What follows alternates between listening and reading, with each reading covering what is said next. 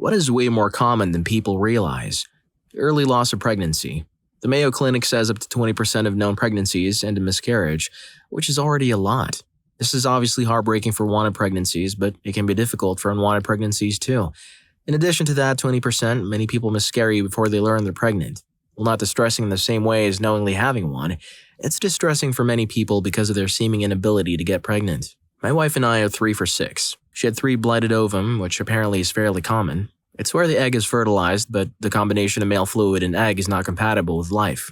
The egg implants in the uterus and pregnancy tests show positive results, but at about 6 weeks, a pregnancy loss occurs. It was sad for us the first time because we weren't ready. It was devastating when it happened again because we were really trying. It was scary the third time it happened between our first and second children because it was uncommon to have that many. We now have 3 great kids. The last is a freshman in college. But it's infuriating that people are trying to pass legislation about human reproduction. It's messy, and it doesn't always work out the way you want. Control of it should be up to the individuals involved. My friend and his wife also unexpectedly found out they lost a life at their 12-week appointment. It turned out the baby had stopped progressing almost immediately after their previous 8-week appointment. So for a whole month, they had been talking to, making plans for, and growing attached to something that wasn't even there. It was pretty devastating for them. It almost made them feel foolish in a way. It also made the next pregnancy so hard and confusing and how to feel the entire time. It was so hard for them to be excited. Luckily, that pregnancy went smoothly and they love their daughter tremendously now. Yes, this is such a terrible taboo. And keep in mind that this probably does not include chemical or ectopic pregnancies or other forms of pregnancy loss. There is such a taboo against talking about pregnancy loss that women, at least in Western countries, are strongly encouraged to tell almost no one they're pregnant for at least the first 3 months. These are some of the worst months of pregnancy, where women often need the most support because they feel so ill. We see morning sickness on TV like it's just a woman getting up in the morning, feeling sick, and going on with their day. That is not what it's like. It's a 24-hour cycle of feeling unbelievably drained and exhausted and having all sorts of smells and tastes that make them feel terrible.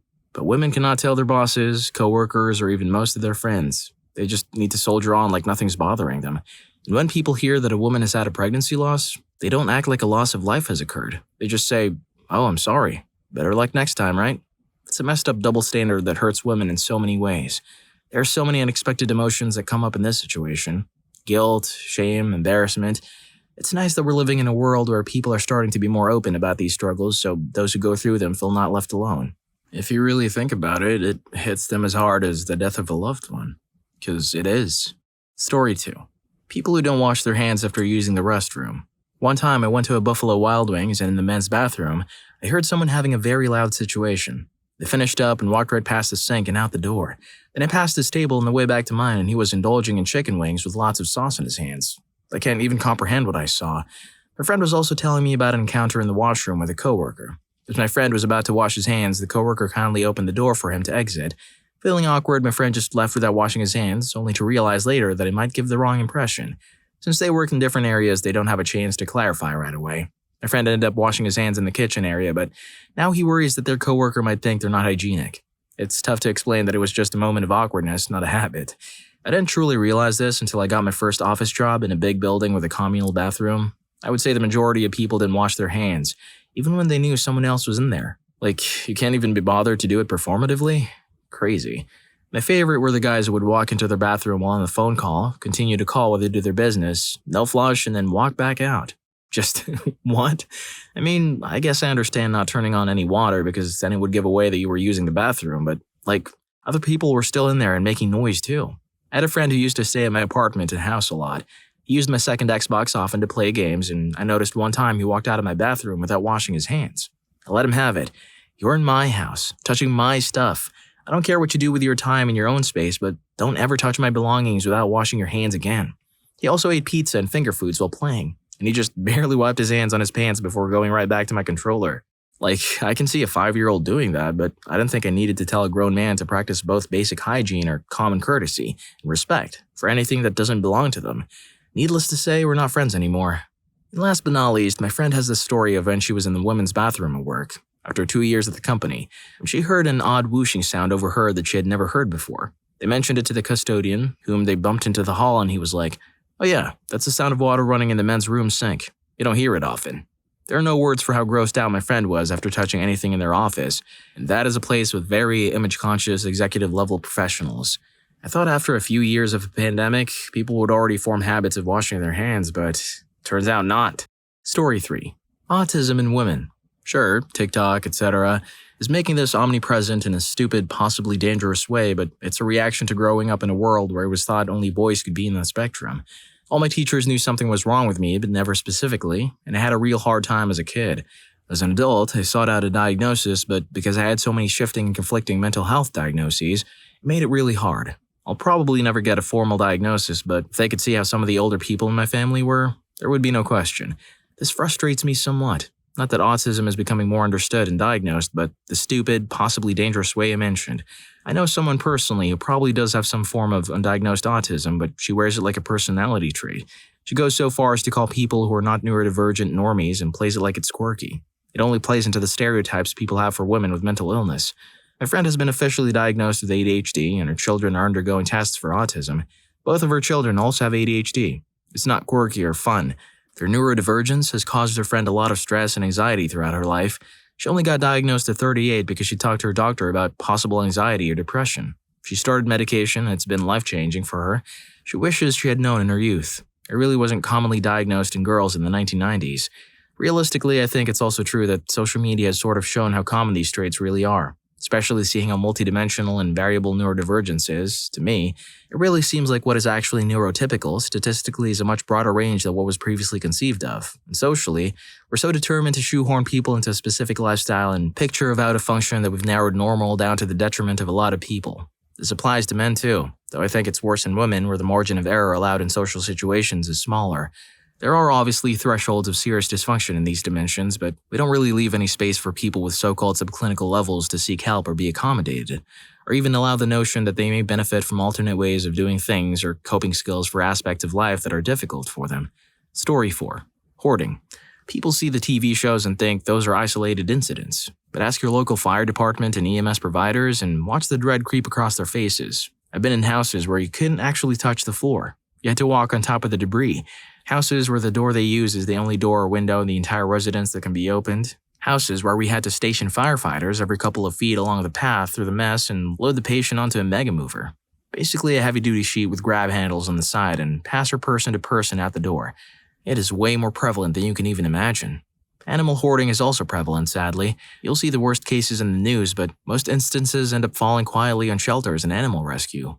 People who have their hearts in the right place but genuinely don't have the time or resources to care for 10+ rescues, often these rescues end up with breathing issues and illness from the dust and trash. It's all a very sad situation, and I'm not sure there's a simple solution.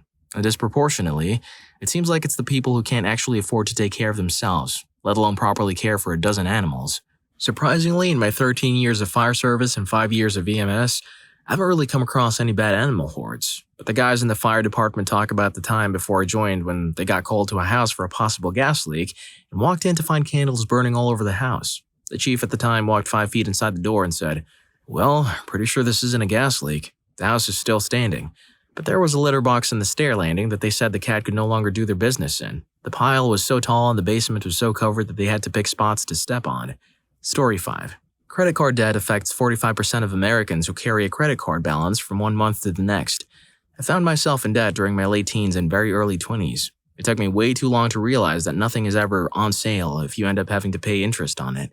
Finally, I managed to get out from under it, and I vowed to never let it happen again. I don't understand people who escape debt only to spiral back into it.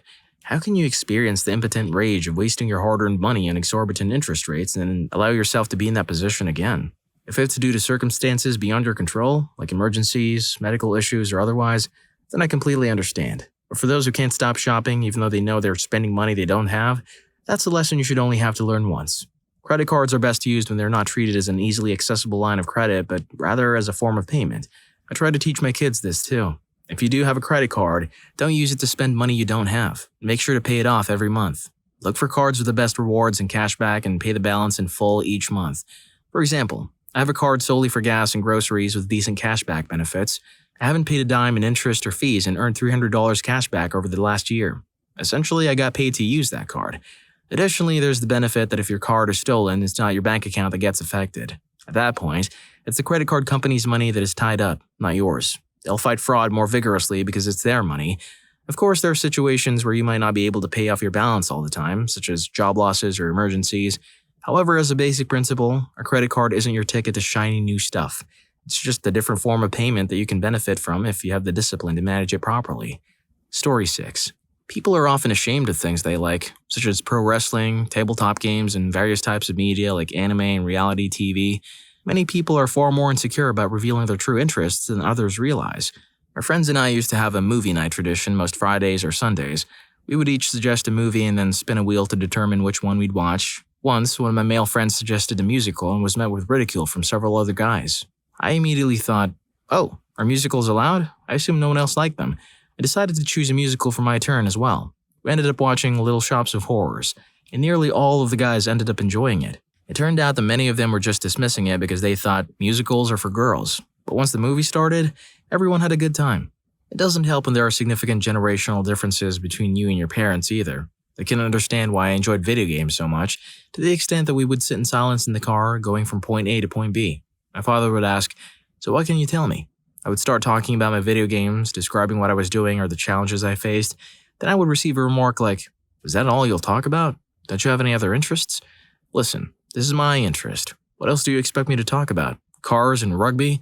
The closest we came to bonding was through building models. I liked Warhammer, but it was too expensive to make it a father and son hobby, especially during a messy divorce. Many years later, I was belittled for watching gaming content on YouTube, so I demanded to know the fundamental difference between watching a video game and watching rugby. He sheepishly replied, "It's just a game." That's when I confronted him for years of unnecessary criticism over the few things I enjoy. It's so true that people often hide what they enjoy out of fear of judgment. But hey, at the end of the day, it's all about owning what you love. On that note, if you've been loving the content so far, give this video a like and subscribe to the channel. It'll help me keep going to share more stories like these. Story 7. Good people. Seriously, I think over 90% of us are at least decent. People look at politicians, celebrities, and other extremely public figures and think everyone is like that. For some reason, we haven't figured out how to do government or business without the worst people making it to the top. But I still believe most of us are more good than bad. It doesn't seem like it anymore because we tend to see the bad stuff more on the news. But I've been very proud of my elementary students for demonstrating a lot of kindness this year. I literally had a second grader give away the books he won in a raffle to the students in class who hadn't had money for the book fair because I have enough books and they don't have any. It's the kind of things that make you think the world might not be as screwed as we think it is. We might actually have a chance to turn things around again and be better people. Cynicism is a major problem in the world because it stalls or halts progress. To improve anything, you need to believe it can be improved. Idealism alone won't solve things. You have to act on it and apply it correctly. But cynicism can never solve anything. Story 8. Agreement with 4 statements, also known as the Barnum effect. It's how horoscopes and fortune tellers draw people in. Most people highly agree with each of the following statements. You have a great need for other people to like and admire you. You tend to be critical of yourself. You have a great deal of unused capacity that you do not turn to your advantage. While you have some personality weaknesses, you are generally able to compensate for them. Your intimacy adjustment presents problems for you. Disciplined and self-controlled outside, you tend to be worrisome and insecure inside. At times, you have serious doubts as to whether you have made the right decision or done the right thing. You prefer a certain amount of change and variety, and become dissatisfied when hemmed in by restrictions and limitations. You pride yourself on being an independent thinker and do not accept other statements without satisfactory proof. You find it unwise to be too frank in revealing yourself to others. At times, you are extroverted, affable, and sociable, while at other times, you're introverted, wary, and reserved. Some of your aspirations tend to be pretty unrealistic. Security is one of your major goals in life. I completely forgot the context and was saying, "Hey, that's me," while reading it. Story 9. Sleep apnea and other sleep disorders. It took me 3 years to get diagnosed because my symptoms were dismissed as depression. I didn't have any of the sleep apnea risk factors, and I had a previous history of depression. Despite my initial insistence that I dealt with depression before and that this was different, I guess I eventually started believing them. Then I got a new psychiatrist. I told her I was having a depressive episode. She asked me about my symptoms, and all the symptoms that she asked about, either I wasn't experiencing them or they were the direct result of being tired all the time. E.g., I hadn't so much lost interest in activities, I was just too tired to do anything. She told me that it sounded more like I was describing a sleep disorder than a depressive episode, and she referred me to a sleep lab. She said she ends up referring to a lot of her patients to sleep labs, and another friend of mine who is a psychiatry resident said he also ends up diagnosing sleep apnea a lot. Sleep disorders can mimic or exacerbate the symptoms of mental illnesses. So I guess it takes a psychiatrist to tell when someone isn't depressed. Story 10.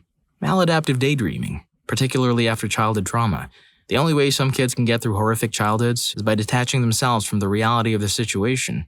They create intricate fantasies as a sort of virtual reality to escape into. These fantasies are so detailed and vivid that they become your primary reality. It can be hard to let go of this coping strategy in adulthood because the world in your head feels more real and safer than the outside world. You can lose entire days to maladaptive daydreaming. It impacts your sleep because you can't shut your mind off. It impacts your friendships because you don't want to communicate with the outside world, and it makes you mentally foggy. At its worst, you don't eat properly or at all, or take care of your hygiene or surroundings. It's not like normal daydreaming. It can ruin your life and interfere with everything you do. I live with maladaptive daydreaming, and have almost messed up my whole life because of it. I know other people have been through similar experiences. On the plus side, though, maladaptive daydreaming can lead to amazing creativity if you can learn to control it, rather than letting it control you. Do I have maladaptive dreaming? Guess I need to know. Story 11. Women treating people badly. I work in family law, and plenty of women do that too. It's not just men. It's just still so stigmatized for men to speak up about it. And the problem is, people who do it already know how to manipulate others in an attempt to exonerate themselves of any wrongdoing. Most manipulative women know that if they act helpless and scared of their ex, even when they have zero reasoning as to why, people will feel bad for them and blame the guy. Crocodile tears are a very real thing, and people of all genders and identities will absolutely outright lie about an ex to try to save their own reputation. I've seen it a million times. Obviously, plenty of men mistreat others too, and it's a very real problem, and plenty of guys will lie about being mistreated in an attempt to manipulate others. The whole point is, it doesn't come down to men versus women versus non-cisgender, etc. It comes down to whether you're narcissistic at your core to do those bad things in the first place. Story 12. Grown folks failing to look up anything on their own or call ahead to see if a place is open. The amount of times I got screamed at already this week for, "Why were you closed on Monday?" Ma'am, sir, it's a federal or national holiday that's been in effect for longer than you and I have been alive. Also, we posted signs stating such on every entrance or exit door of the building on Friday morning. They were still up on Tuesday when we returned to work, screaming at a random person because you were either willfully ignorant or didn't think to call ahead, and then didn't read the signs plastered all over. It just makes you look unhinged. Plus, you made a trip today for nothing because the item you're looking for still isn't in yet. Had you called ahead, you wouldn't have wasted your time, energy, and gas getting here for nothing. Isn't it trippy how our perceptions can sometimes deceive us? But before you go, let's dive onto the other side. Click on the next video. What is extremely rare but people think it's very common? Story 5 surprised me. I thought those kids are everywhere. See you there.